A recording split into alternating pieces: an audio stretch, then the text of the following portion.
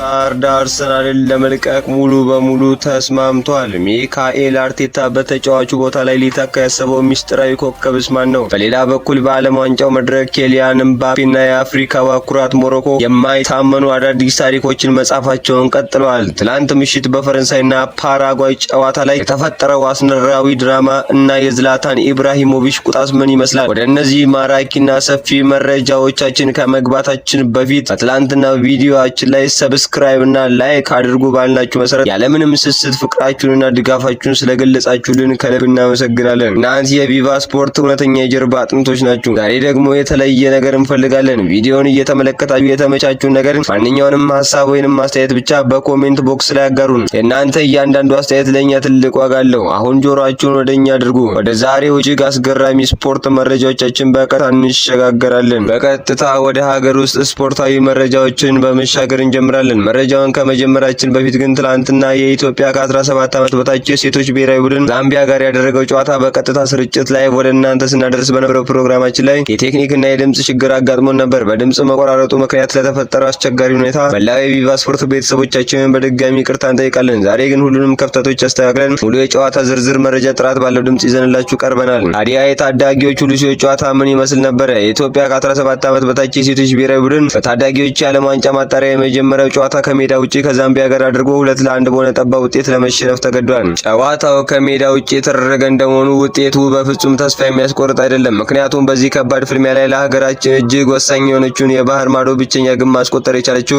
ድንቋ ተጫዋቻችን ምህረት አየለ ናት። ይህች በሜዳችን ያስቆጠርናት ግብ ለመልሱ ጨዋታ ትልቅ የተስፋ በር ትከፍታለች። ለመሆኑ ዕጣ ፈንታን የሚወስነው ወሳኙ የመልስ ጨዋታ መቼና የት ነው የሚደረገው? የዛሬ ሳምንት ማለትም በሐምሌ 5 ቀን በአዲስ አበባ አበበ ቢቂላ ስቴዲየም ታላቅ ፍልሚያ ይደረጋል። ታዲያ ታዳጊ ልጆቻችን በመልሱ ጨዋታ ድል የሚቀናቸውና በድምር ውጤት ዛምቢያን ማሸነፍ የሚችሉ ከሆነ ሞሮኮ ለምታዘጋጀው የታዳጊዎች ዓለም ዋንጫ የማለፍ እድላቸው እጅግ ሰፊና ትልቅ ይሆናል። ሙሉ እድሉ አሁንም በገዛ እጃችን ላይ ነው ያለው። ለኢትዮጵያ ከ17 ዓመት በታች ሴቶች ብሔራዊ ቡድናችን በመልሱ ጨዋታ ሙሉ ድልና መልካሙን ሁሉ ከወዲሁ እንመኛለን። የዓለም እግር ኳስ ዋንጫ ውድድር በአሁኑ ሰዓት በጣም በድምቀትና በትልቅ ጉጉት ቀጥሎ እየተካሄደ ይገኛል። የ16ቱ የጥሎ ማለፍ ጨዋታዎች ትላንትና ጅማሮቻቸውን ያደረጉ ሲሆን ከዚህ በኋላ ባሉት ጨዋታዎች ላይ ቡድኖች ወደ ፍጻሜው ለመጓዝ የበለጠ ጥንቃቄ ያደርጋሉ ተብሎ ይጠበቃል። ትላንት ምሽት የተመለከትናቸውና ሞሮኮ እንዲሁም ፈረንሳይ ወደ ቀጣዩ ሩብ ፍጻሜ ዙሪያ ያለፉባቸው ጨዋታዎች እንደዚህ አይነት ምልክቶች የታዩባቸው ነበሩ። ትላንት ምሽት በ16ቱ የጥሎ ማለፍ መርሃ ግብር አፍሪካዊቷ ሞሮኮ ከውድድሩ አዘጋጆች መካከል አንዷ የሆነችውን ካናዳን ገጥማ 3-0 በሆነ ሰፊ ውጤት አሸንፋለች። በዚህ ጨዋታ ላይ አማካኙን ኤዘን ኦናሂ በ50ኛውና በ82ኛው ደቂቃ ላይ ሁለት ግቦችን ያስቆጠረ ሲሆን የመጀመሪያው ግብ በአሽራፊ ሀኪም፣ ሁለተኛው ደግሞ በብራሂም ዲያዝ አሲስት የተደረጉ ነበሩ። ዶሚናት የነበረው ኦናሂ በኳታሩ ዓለም ዋንጫ ላይም የዓለምን ቀልብ የሳበና እጅግ ፈጣሪ ተጫዋች መሆኑ ይታወሳል። ያኔ የስፔን አሰልጣኝ የነበሩትና አሁን የፓሪስ ሴን ጀርሜን አሰልጣኝ የሆኑት ሉዊስ ኤንሪኬም ስለ እሱ አስደናቂ ብቃት ጠይቀው ነበር። ሶስተኛዋን ግብ ወጣቱ ተጫዋች ሶፊያ አንዱራሂሚ በ98ኛው ደቂቃ ላይ በጨዋታው ማጠናቀቂያ ላይ ከአብርሃም ዲያዝ በተሻገረለት ኳስ አስቆጥረዋል። ራሂሚ በ85ኛው ደቂቃ ላይ ሊያስቆጥረው የሚችል እጅግ የሚያስቆጭ አጋጣሚ የነበረው ሲሆን ከዚህ ቀደም ከኔዘርላንድ ጋር በነበረው ጨዋታ ቨርቡን ያዳነበት ኳስ ጨዋታ ወደ ፍጹም ቅጣት ምት እንዳያመራ ያደረገ ወሳኝ አጋጣሚ ነበር። በጨዋታው ላይ ሞሮኮ 56% የኳስ ቁጥጥር የነበራት ሲሆን ካናዳ 44 ነበራት። ካናዳ 10 ሙከራዎችን አድርጋ 3ቱ ብቻ ኢላማቸውን የጠበቁ ሲሆኑ ሞሮኮ በበኩሏ ካደረገቻቸው 5 ሙከራዎች ውስጥ 4ቱ ኢላማቸውን የጠበቁ ነበሩ። በዚህ ጨዋታ ላይ ወሳኙ የሞሮኮ ተጫዋች ኢስማኤል በመጀመሪያ አጋማሽ በ22ኛው ደቂቃ ላይ በጉዳት ምክንያት ተቀይሮ መውጣቱ ለቡድኑ ቀጣይ ጉዞ ትልቅ ስጋት ፈጥሯል። የካናዳ ብሔራዊ ቡድን አሰልጣኝ ጄሴ ማርሽ ከጨዋታው በኋላ እጅግ ስሜታዊ በመሆን ከሞሮኮ የተሻለን ቡድን ነበርን፣ ነገር ግን እድል ፊቷን አዙራብናለች የሚል አስተያየት ሰጥተዋል። ሞሮኮ ግን ባሳየችው ጥራት ውድድሩን ያዘጋጀችውን ካናዳን ከዓለም ዋንጫ ማሰናበት ችላለች። ሞሮኮ በታሪኳ በተከታታይ 2 የዓለም ዋንጫዎች ኳታር በ2022 እና አሁን በ2026 ላይ ሩብ ፍጻሜ ደረሰች የመጀመሪያ የአፍሪካ ሀገር ለመሆን በቅታለች። በሌላኛው እኩለ ሌሊት 6 ሰዓት ላይ በጀመረው ጨዋታ የፈረንሳይ ብሔራዊ ቡድን ፓራጓይን 1-0 በሆነ ጠባብ ውጤት አሸንፎ ወደ ሩብ ፍጻሜ አልፏል።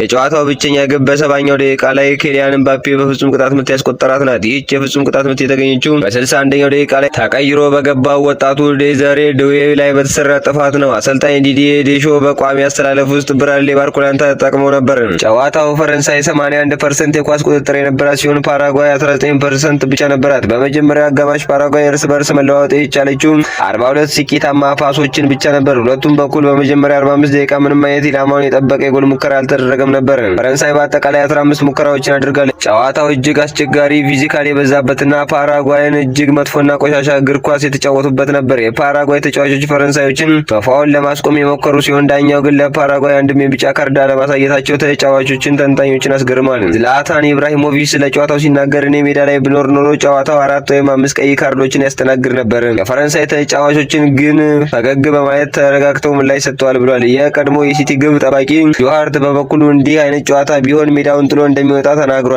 ራያ ሸርኪም 30 ፋውል ተሰርቶብን አንድም ካርድ አለመታየቱ አስገራሚ ነው ብሏል። ኤምባፔ ከጨዋታው በኋላ እነሱ ዶክሲዶ ሙሉ ሱፍ ለብሰን የምንጫወት መስሏቸው ነበር፣ ነገር ግን እኛም መጥፎ እግር ኳስ መጫወትና እጃችንን ማቆሸሽ እንደምንችል አሳይተናል የሚል ምላሽ ሰጥቷል። ጨዋታው እንደተጠናቀቀ ኤምባፔ በፓራጓይ ተጫዋቾች ፊት እየሄደ ሲስቅባቸው የታየ ሲሆን የፓራጓይ ግብ ጠባቂው ግን በጨዋታው ላይ በርካታ የኤምባፔን የማኑ ኮኔን ኳሶች በማዳኑ የጨዋታው ኮከብ ተብሎ ተመርጧል። ይህች ግብ ለኤምባፔ በዚህኛው ዓለም ዋንጫ 7ኛ ግብ ስትሆን በአጠቃላይ በዓለም ዋንጫ ታሪክ 19ኛ ግብ ሆና ተመዝግባለች። ሊዮኔል ሜሲ ደግሞ በአጠቃላይ 20 ግቦች ያሉ ሲሆን በዚህኛው ውድድር 7 ግቦችን አስቆጥሯል። ይህች ግን ለፈረንሳይ ብሔራዊ ቡድን በዓለም ዋንጫ ታሪክ 150ኛ ግብ ሆና ተመዝግባለች። ዛሬ ምሽት 5 ሰዓት ላይ በሜት ላይ ስቴዲየም የብራዚልና የኖርዌይ ጨዋታ በከፍተኛ ጉጉት ይጠበቃል። በዚህ ጨዋታ ላይ ገብርኤል ማርሻሊ የመጀመሪያው ተሰላፊ ሊሆን እንደሚችል የብራዚል ኦግቦ ዘግቧል። ኔይማር ጁኒየር በበኩሉ ከጃፓኑ ጨዋታ በኋላ ለዚህ ጨዋታ ፊት ሆኖ ለመዘጋጀት እየጣረ ይገኛል። አሰልጣኝ ካርሎ አንቸሎቲ እንደገለጹት ከሆነ ራፍኒሃ ከጉዳት እያገገመ ሲሆን 100% ባይሆንም በኖርዌይ ጨዋታ ላይ በተጠባባቂ ወንበር ላይ ሊቀመጥና የተወሰኑ ደቂቃዎችን ሊያገኝ ይችላል።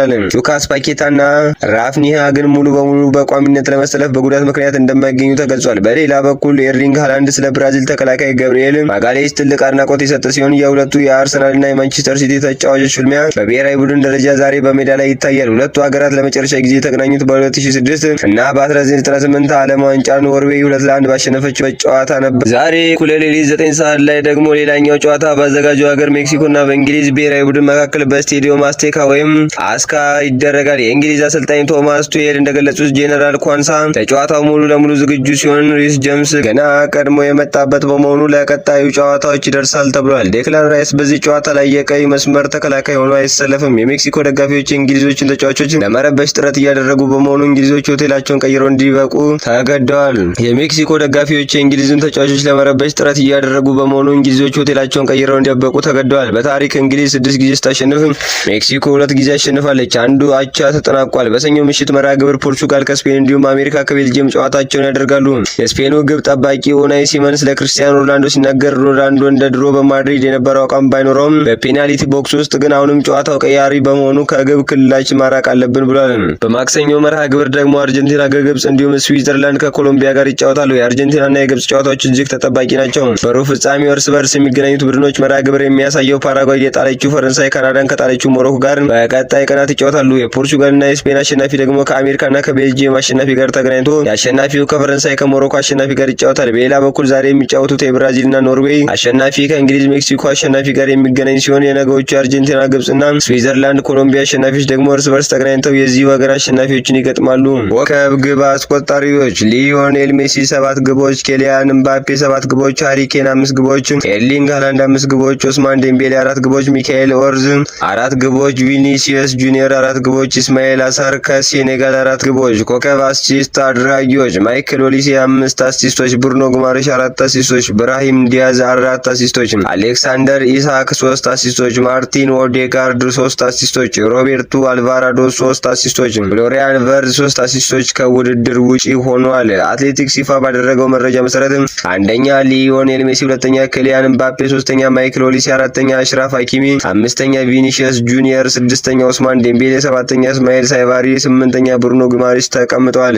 አሁን በቀጥታ ወደ ክለባችን የዝውውር ጉዳዮች ስንሻገር ትልቁን መረጃ ለንደኑ ክለብ አርሰናል በማስቀደም በሰፊው እንመለከታለን። በአርሰናል ቤት በዚህ ክረምት እጅግ በርካታ ትኩረት የሚስቡ የዝውውር ውሳኔዎች እየተወሰኑ ይገኛሉ። በትልቁ መነጋገሪያ እየሆነ የመጣው መረጃ የቤልጂየማዊ የመስመር አጥቂ ሊያንድሮ ትሮሳርድ ጉዳይ ነው። አርሰናል እና የቱርኩ ክለብ ቤሺክታሽ በተጫዋቹ ዝውውር ላይ ሙሉ ስምምነት ላይ ደርሰዋል። ቤሺክታሽ ለሊያንድሮ ትሮሳርድ ዝውውር በአጠቃላይ 20 ሚሊዮን ዩሮ ለአርሰናል ለመክፈል ተስማምቷል። ይህ የገንዘብ መጠን መዋቅር መጀመሪያ ላይ ቅድመ ክፍያ 18 ሚሊዮን ዩሮ የሚከፈል ሲሆን ቀሪው 2 ሚሊዮን ዩሮ ደግሞ ከተጫዋቹ አፈጻጸም ቆይታ ጋር ተያይዞ በአዶንስ መልክ የሚከፈል ይሆናል። የ31 ዓመቱ ሊያንድሮ ትሮሳርድ እንደ አውሮፓውያን አቆጣጠር በ2023 ወደ አርሰናል ሲዘዋወር እስከ 2027 ድረስ የሚያቆይ የ4 ዓመት ውል ፈርሞ እንደነበር ይታወሳል። በመሆኑም ኮንትራቱ በሚቀጥለው ዓመት የሚያበቃ ነበር። አርሰናል በወቅቱ ለተጫዋቹ ዝውውር 27 ሚሊዮን ፓውንድ አውጥቶ የነበረ ቢሆንም ተጫዋቹ ባለፉት 3 ዓመታት በአርሰናል ቤት እጅግ አስደናቂ ኳሊቲ ያለው አገልግሎት ሰጥቷል። በተለይም ባለፈው ዓመት አርሰናል ከሁለት አስርት ዓመታት በኋላ የፕሪሚየር ሊጉን ዋንጫ ሲያነሳ ትሮሳርድ እጅግ ወሳኝ የሆኑ ጎሎችን በማስቆጠር ትልቅ አበርክቶ ነበረው። ለምሳሌ በውድድሩ ማጠናቀቂያ ሳምንታት ላይ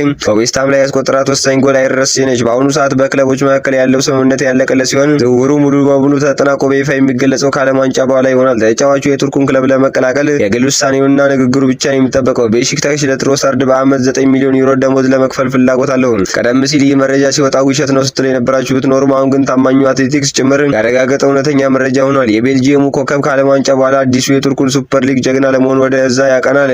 የአርሰናል ደጋፊዎች የትሮሳርድን መሸጥ እንዴት ተመለከታችሁት? እውነት ከመናገር ብዙ የተገለገልንበት ተጫዋች ቢሆንም 20 ሚሊዮን ዩሮ ማግኘት መጥፎ የሚባል አይደለም። አርሰናል የትሮሳርድን ሽያጭ ካጸደቀ በኋላ ክለቡ ለሌሎች ሁለት የፊት መስመር ተጫዋቾች ማለትም ለጋብሪኤል ማርቲኔሊ እና ለጋብሪኤል ጂሉስ የሚቀርቡ የዝውውር ጥያቄዎችን ለማዳመጥ ዝግጁ መሆኑ ተገልጿል። ይሁን እንጂ ክለቡ ሁለቱንም ተጫዋቾች በዝቅተኛ ዋጋ ለመሸጥ ፈቃደኛ አይደለም። በተለይም ለጋብሪኤል ጂሉስ የሚቀርብ ጥያቄ ካለ አርሰናል ከ18 እስከ 20 ሚሊዮን ፓውንድ የሚጠይቅ በመሆኑ ይህንን ዋጋ የሚያሟላ ክለብ ብቻ ነው የሚነጋገረው። ክለቡ ከእነዚህን ተጫዋቾች የሚሸጥ ከሆነ በዚያ ቦታ ላይ ሁለት አዳዲስና ወሳኝ ተጫዋቾችን ለማስፈረም በስፋት ይንቀሳቀሳል። አርሰናል በትሮሳርድ ቦታ ላይ ሊተካ የሚፈልገው ዋነኛ ኢላማ የፓሪስ ሰን ጀርሜኑን ፈረንሳይ የመስመር አጥቂ ብራድሊ ባርኮላን ነው። በትላንትናው ዕለት ዴይሊ ሜይል እና የሊቨርፑል የቅርብ የመረጃ ምንጭ የሆነው ዳዊት ላንቺ ይፋ ባደረጉት መረጃ መሰረት ብራድሊ ባርኮላ በዚህ ክረምት ፓሪስ ሰን ጀርሜኑን የሚለቅ ከሆነ ከሊቨርፑል ይልቅ ወደ አርሰናል ማምራት የመጀመሪያው ምርጫ አድርጎታል። ተጫዋቹ ሊቨርፑልን ትቶ አርሰናል እንዲመርጥ ያደረጉት ዋና ምክንያቶች ከምርጡ አሰልጣኝ ሚካኤል አርቴታ ጋር አብሮ የመስራት ፍላጎት መኖሩ፣ አርቴታ ወጣት ተጫዋቾችን በማሳደግ ብቃታቸውን ወደ ላቀ ደረጃ በማውጣት ያለው ስም ለባርኮላ ውሳኔ ትልቅ ሚና ተጫውቷል። ከእግር ኳሱ በተጨማሪ በለንደን ከተማ ውስጥ የመኖር ፍላጎት መኖሩ ለአርሰናል በድርድሩ ላይ ተጨማሪ ብልጫን ሰጥቶታል። በአሁኑ ሰዓት ፓሪስ ሰን ጀርሜን እና ባርኮላ በአዲስ ውል ድርድር ላይ ስምምነት ላይ ስላልደረሱ ፒኤስጂዎች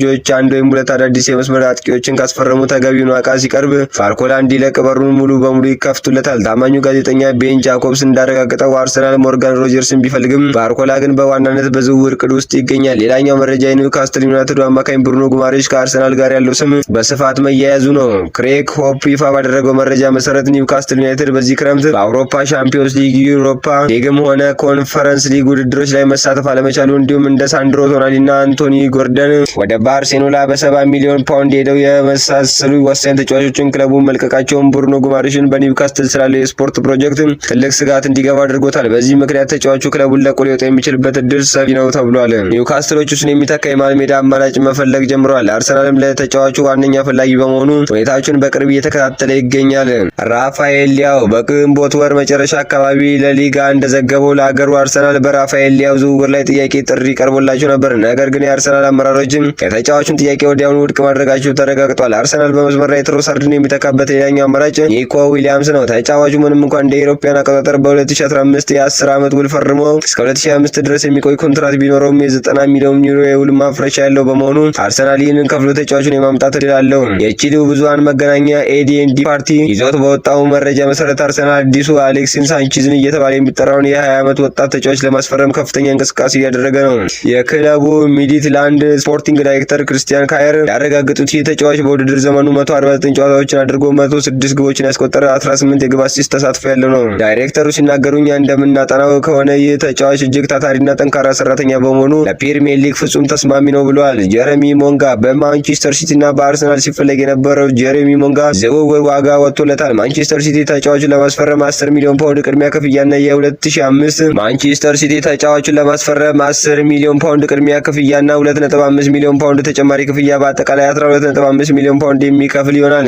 አርሰናል ተጫዋቹ ዋጋ በጣም ተጋኗል በሚል ከዝውውሩ ራሱ ማግለሉ ይታወሳል። በማህበራዊ ሚዲያ የባለስልጣናት የደጋፊዎች ቁጣ በጣም ከፍ ብሏል። ምክንያቱም ክለቡ ቶተንሃም ለማቲዮስ ፈርናንዴዝ ያቀረበው እኩል ዋጋ ለማቅረብ ባለመወሰኑና ራሱን ከኤሊዮ አንደርሰን ድርድር ማግለሉ ደጋፊዎችን አበሳጭቷል። ይሁን እንጂ በካሪንግተን እና በኦልድ ትራፎርድ አመራሮች ዘንድ እጅግ የተረጋጋ ስሜት ይታያል። በኢንኦስ የተገነባው አዲሱ የእግር ኳስ አስተዳደር መዋቅር በቁልፍ ቦታዎች ላይ ልምድ ያላቸውን ሰዎች የያዘ በመሆኑ ምንም አይነት የመደናገጥ ስሜት የለባቸው። ቀድሞ በኤድ ውድወርድ ይመራ በነበረበት ጊዜ ዩናይትድ በቀላሉ ጫና ውስጥ በመግባት ለተጫዋቾች ከፍተኛ ዋጋ ይከፍል ነበር። አሁን ግን የአሰራር ተቀይሯል ሲል የማንቸስተር ኢቭኒንግ ኒውስ ዘጋቢ አስታውቋል። ዩናይትድ ተጫዋቹን የማግኘት እድሉ በጣም የጠበበ ሆኗል። ምክንያቱም ሪያል ማድሪድ ሌላ አማካኝ ለምሳሌ ኤንዞ ፈርናንዴዝን ለማስፈረም ፍላጎት እንደሌለው መግለጫ በማውጣቱ ሹዋሜኒን የመልቀቅ ምንም አይነት ሀሳብ የለውም። አንጀሎ ስቲለር ከጀርመን ቡንደስሊጋ የሚላን እና የሪያል ማድሪድ እንዲሁም የዩናይትድ ኢላማ የነበረው ይህንን ድንቅ የቶኒ ክሮስ ተተኪ ተጫዋች ለማስፈረም አሁን ኒውካስል ኒውካስትል ዩናይትድ በ36.5 ሚሊዮን ዩሮ ለመግዛት በጣም ተቃርቧል። ማርከስ ራሽፎርድ ተጫዋቹ ባወጣው መግለጫ ከዓለም ዋንጫ በፊት ዝውውሬ ቢለይ ደስ ይለኝ ነበር፣ አሁን ግን ሙሉ ትኩረቴ በዓለም ዋንጫው ላይ ነው። ውድድሩ ሲያልቅ መዳረሻ የት እንደሆነ ይለያል ብሏል።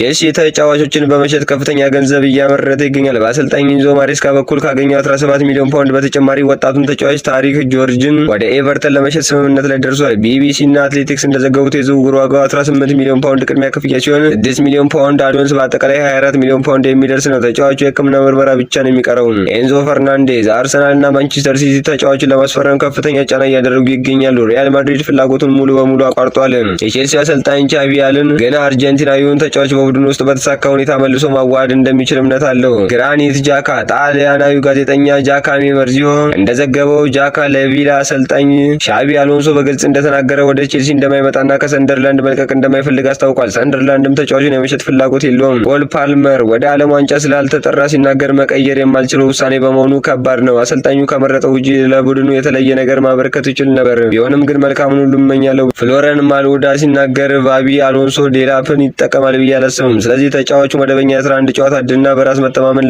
ለማግኘት ሊያም ዴላፕ። ፍሎረን ማልውዳ ሲናገር ሻቢ አሎንሶ ዴላፕን ይጠቀማል ብዬ አላስብም። ስለዚህ ተጫዋቹ መደበኛ የ11 ጨዋታ ዕድልና በራስ መተማመን ለማግኘት ወደ ኒውካስትል ዩናይትድ ቢሄድ ለሱ ትልቅ ስኬት ነው ብሏል። ፔፕ ቻቫሪያ ቼልሲ ከራዮ ቫይካኖ ጋር ለ28 ዓመቱ ስፔናዊ ግራ ተከላካይ 28 ሚሊዮን ዩሮ የሚፈጅ ስምምነት ለማድረግ በመጨረሻው ደረጃ ላይ ይገኛል። በግል ጥቅማ ጥቅም ላይም ተስማምቷል ሲል ቤን ጃኮብ ዘግቧል። ቨርጂል ቫንዳይክ እንደ አትሌቲክስ እና ጄምስ ፒርስ ዘገባ ከሆነ የውል ዓመቱን ሳያጠናቀቅ ቫንዳይክ ከሊቨርፑል አይለቅ በአሁኑ ሰዓት በረፍት ላይ የሚገኝ ሲሆን አዲሱ የሊቨርፑል አሰልጣኝ አንዶኒ ኢራዮ ለ2026 ውድድር ዘመን በሱ ላይ ትልቅ እምነት ጥሏል። ለተከላካዩ የሚመጡ ወሬዎች ሙሉ በእውነት የራቁ ናቸው።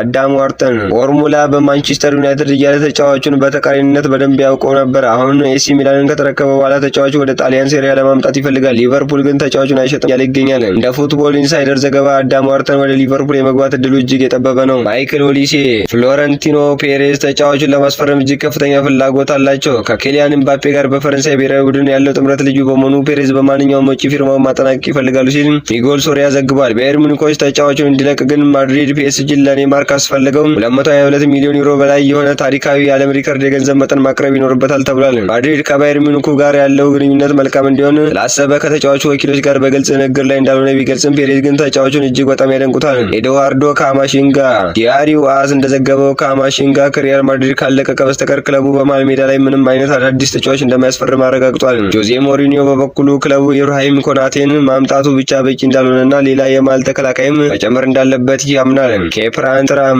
የፈረንሳዩ ሌጀንድ ሊያን ትራም ልጅና የማርከስ ወንድም የሆነው የተጫዋች በማንቸስተር ዩናይትድ በሊቨርፑል እየተፈለገ ይገኛል። ጁቬንቱስ ለተጫዋቹ ዝውውር 43 ሚሊዮን ፓውንድ በቂ ነው ተብሎ የሚያስብ ሲሆን እሱን የሚሸጥ ከሆነ ፍራንኪ ኤሴን ከሳውዲ ፕሮ ሊግ በነጻ ዝውውር ለማስፈረም እቅድ አለው። ጁሊያን ኮንዴ ተጫዋቹ በቼልሲ በአርሰናልና በማንቸስተር ዩናይትድ በስፋት እየተፈለገ ይገኛል። ባርሴሎና ተጫዋቹን ለመልቀቅ ፍጹም ፈቃደኛ ነው። ምክንያቱም ፊዚካሊቲው ጥሩ ቢሆንም ጨዋታው ቀን በቀን ለተከታተለው ሰው እጅግ የሚታመንና ሪያብል ተጫዋች ባለመሆኑና ስህተቶችን ስለሚሰራ ክለቡ ለመሸጥ አይቆጭም። ቶተናም እጅግ አስደናቂ የሆኑ ስምምነቶችን አከናውኗል።